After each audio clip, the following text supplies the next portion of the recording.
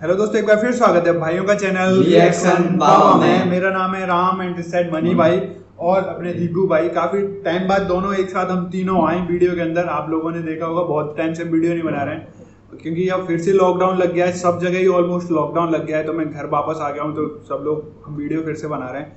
तो आज जो हम रिएक्शन करने वाले हैं, आज प्रकाश पर्व है वैसे सिखों का गुरु अर्जन देव जी का।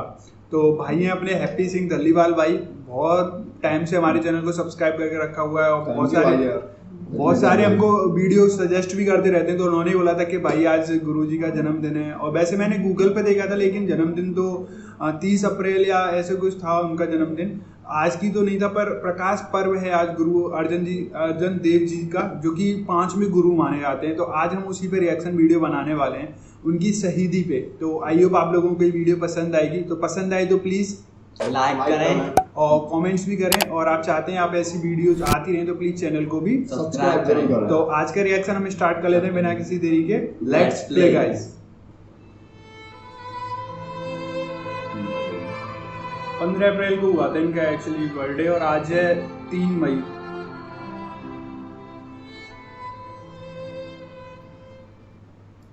वाहेगुरु जी का खालसा, वाहेगुरु जी की फतेह। अपने भक्तों के हरमन प्यारे, शहीदों के सरताज श्री गुरु अर्जन देव जी का जन्म 15 अप्रैल 1563 ईस्वी को पंजाब के शहर गोइंदवाल में हुआ। चौथे गुरु श्री रामदास जी और माता भानी जी के घर जन्मे इस बालक ने बचपन से ही अपने शांत और विनम्र स्वभाव से सबको अपनी ओर आकर्षित किया। गुरु अर्जुन देव जी का बचपन अपने नाना श्री गुरु अमरदास जी की देखरेख में हुआ। उन्होंने अपने नाना जी से गुरुमुखी का ज्ञान लिया और इसके अलावा उन्होंने संस्कृत, गणित और देवनागरी का भी ज्ञान हासिल किया। गुरु अर्जुन देव जी 19 जून 1579 ईस्वी को माता गंगा जी के साथ विवाह के बंधन में बंध गए। पृथ्वीचंद गुरु अर्जुन देव जी के बड़े भाई थे। वे चाहते थे कि बड़े पुत्र होने की वजह से गुरु गद्दी उन्हें मिलनी चाहिए, लेकिन गुरु रामदास जी ने गुरु अर्जुन देव जी में उपस्थित ढेर सारे गुणों को देखते हुए उन्हें ही गुरु गद्दी पर विराजमान कर दिया, जिससे पृथ्वीचंद अपने छोटे भाई से मन ही मन ईर्ष्या करने लगे। कुछ समय के बाद गुरु रामदास जी ज्योति ज्योत समा गए। गुरु गद्दी पर विराजमान होते ही गुरु अर्जुन देव जी ने सामाजिक कल्याण के काम करवाने शुरू कर दिए। श्री हरमंदिर साहिब बनवाया, श्री तरन तारण गुरुद्वारे की नींव रखवाई तथा सरोवर बनवाया। उन्होंने आदि ग्रंथ की रचना की। श्री सुखमनी साहिब बानी भी उन्हीं के द्वारा लिखी गई। उन दिनों मुगल बादशाह अकबर का शासन था। गुरुजी द्वारा लिखा गया आदि ग्रंथ पढ़कर बहुत से मुसलमान लोग इतने प्रभावित हुए कि वे गुरुजी के शिष्य ही बनते चले गए। गुरुजी की बढ़ती लोकप्रियता को देखकर कुछ कट्टरपंथी मुसलमानों ने अकबर के कान भरने शुरू कर दिए कि गुरु अर्जुन देव जी द्वारा लिखे गए आदि ग्रंथ में इस्लाम धर्म की निंदा की गई है। ऐसा सुनकर अकबर गुरुजी के दरबार में पहुंचे और आदि ग्रंथ में अलग अलग अंग सुनने की इच्छा प्रकट की। अकबर ने कई अंग सुने।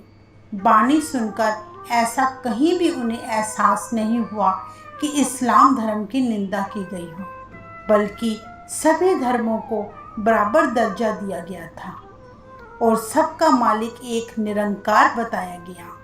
यह सब सुनकर अकबर को अपनी गलती का एहसास हुआ कि उसने गुरु ग्रंथ साहब की बाणी पर संदेह किया था।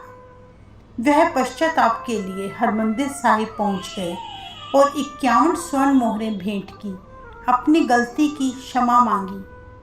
कुछ कट्टरपंथी मुसलमानों को अकबर की यह बात अच्छी नहीं लगी। इतिहास में कहा गया है कि अकबर की मृत्यु के बाद उसके बेटे जहांगीर को दिल्ली का राजा बनाया गया।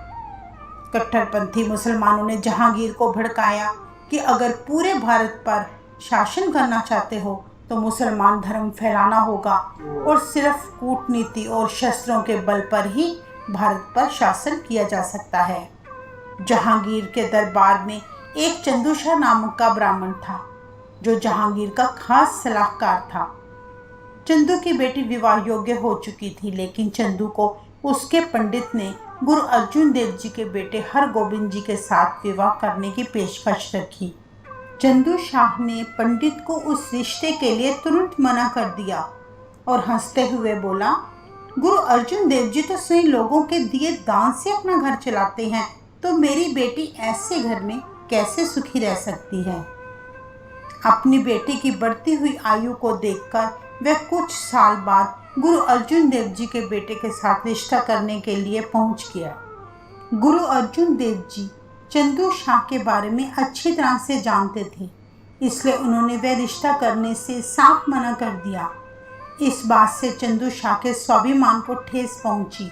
उसके मन में गुरु जी के लिए नफरत पैदा हो चुकी थी और वह उनका विरोधी बन गया। जहांगीर की सोच, उनकी नीतियां अपने पिता अकबर से बिल्कुल विपरीत थी। गुरु अर्जुन देव जी के भाई पृथ्वीचंद जहांगीर को अपने भाई की सारी खबरें पहुंचाया करते थे। जहांगीर गुरु जी का सबसे विरोधी बन गया। वह बहाना ढूंढ रहा था कि किसी बहाने से गुरु जी पर कोई इल्ज़ाम लगाकर उन्हें बंदी बना लिया जाए। जहांगीर ने लगातार गुरु जी को सम्मन भेजने शुरू कर दिए। गुरु जी समझ चुके थे कि यह संकेत शुभ नहीं है, इसलिए उन्होंने अपने बेटे श्री गुरु हरगोबिंद सिंह जी को गुरगद्दी सौंप दी। फिर वे जहांगीर के दरबार हाजिर हुए।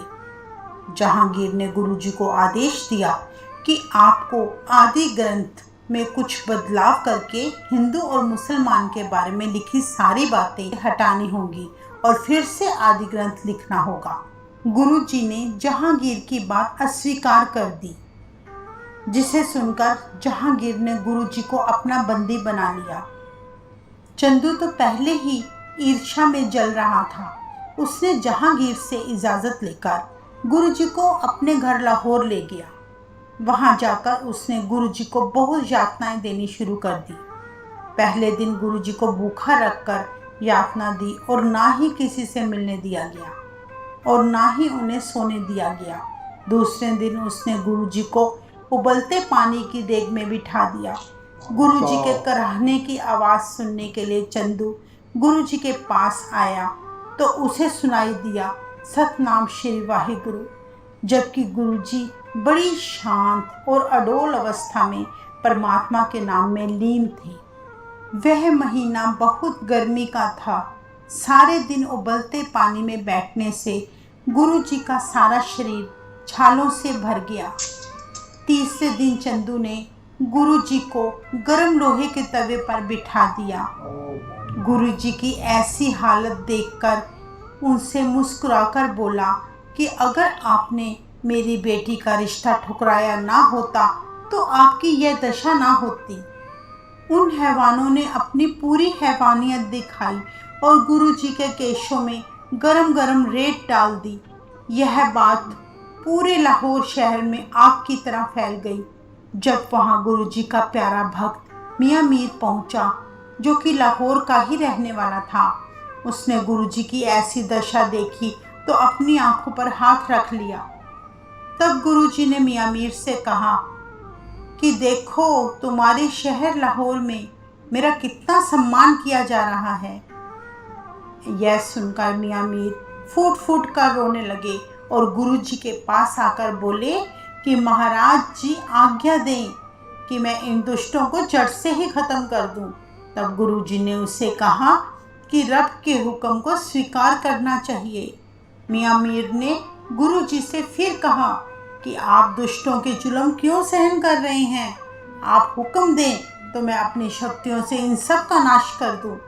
तब गुरु जी ने मियाँ मीर से कहा कि ये सारी यातनाएं इसलिए सहन कर रहा हूँ ताकि आने वाली पीढ़ी को यह उदाहरण दे सकूं कि दुख में प्रभु के खिलाफ जाकर धैर्य नहीं खोना चाहिए और प्रभु के हुक्म में ही रहना चाहिए। ऐसी बात सुनकर मियाँ मीर गुरु जी की प्रशंसा के गीत गाने लगे। गुरु जी इतने भयानक यातनाएं सहन करते हुए भी लगातार कहते रहे, तेरा भाणा मीठा लागे, हर नाम पदारथ नानक मांगे, जिसका अर्थ है हे प्रभु, जो कुछ आप करते हैं वो मुझे सही लगता है। हे नानक, आप मुझे अपने नाम का खजाना देने की कृपा करें। उनके सारे भक्त उनकी यह अवस्था देखकर तड़प रहे थे, परंतु बेबस थे। अगले दिन चंदू को गुरुजी को कठिन यातना देने का सोचा। उसने अपने सेवकों से गाय की चमड़ी लाने को कहा ताकि गुरुजी का मुंह चमड़ी में लपेटकर दम घोट दिया जाए। उसी समय गुरुजी ने रावी नदी में स्नान करने की इच्छा उनके आगे प्रकट की। चंदू ने सोचा कि छालों पर ठंडा पानी पड़ने से गुरुजी को अत्यधिक पीड़ा होगी, इसलिए उसने स्नान करने की अनुमति दे दी। कहते हैं 30 मई 1606 ईस्वी के दिन गुरुजी के भक्तों ने अपने प्यारे गुरुजी को रावी नदी में उतरते देखा और महाराज जी डुबकी लगाकर सदा के लिए नदी में समा गए। यह दृश्य देखकर उनके भक्त कह उठे, धन गुरुजी, आप सबसे महान हैं। गुरुजी ने वास्तव में सारी दुनिया के सामने यह उदाहरण पेश किया कि सिख सच की खातिर कुर्बान होना निरंकार का हुक्म समझता है और स्वीकार भी करता है। वाहेगुरु जी का खालसा, वाहेगुरु जी की फतेह।